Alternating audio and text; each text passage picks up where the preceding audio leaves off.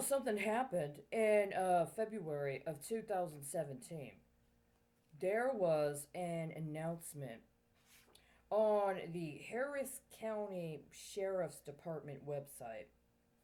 They were hiring people in order to do testing for tuberculosis in the county jail. Job postings went up, I believe, the end of January. I noticed them the first or second week of February. It was something else to me because I said to myself, tuberculosis in the jail. I'd just been under an understanding that there had been a lot of concern about STDs in Houston and Harris County because of the Super Bowl. Let's just put it that way. So now all of a sudden they're talking about tuberculosis. Well, tuberculosis isn't necessarily discussed as a sexually transmitted disease, right? I looked at that, I looked at the information, things happened as they did. At some point within the last 3 years, 4 years since, I came across information regarding allegations that the Texas Department of Corrections was engaged in testing involving biological weaponry, including biological weaponry connected to clinical trials around and alleged treatment regarding tuberculosis.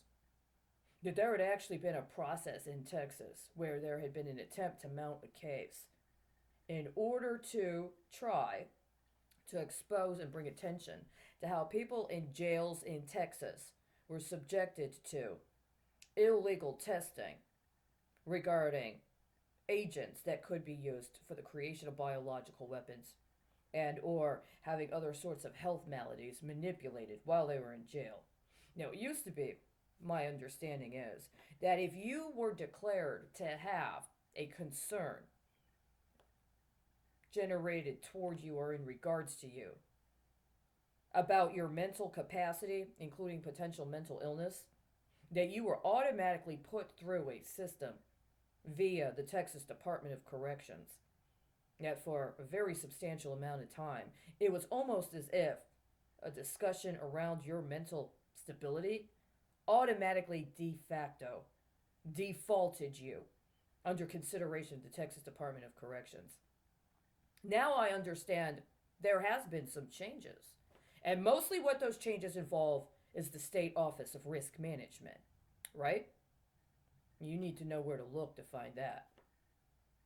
It's a little different, isn't it? What ended up happening in the Harris County jail?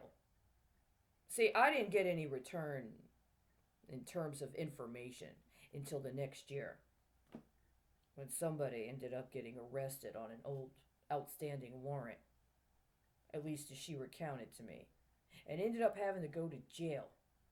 And while she was in jail, she had to await a hearing. And it just so happened they gave her her hearing at the same time, on the same day, as a school shooting in Florida. These are very serious matters. You don't think there's a coincidence or a concurrence, do you? I noticed something. I noticed that yesterday last night, I was reading a book.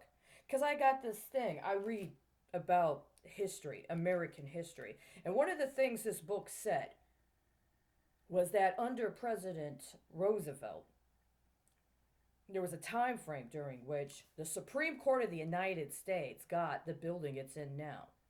Prior to that, matters related to matters associated with the Supreme Court happened elsewhere. And they specifically constructed a building for the Supreme Court. What was the first case that was heard before the Supreme Court of the United States in its newly constructed and opened fixed asset? Do you know what it was about? Minimum wage.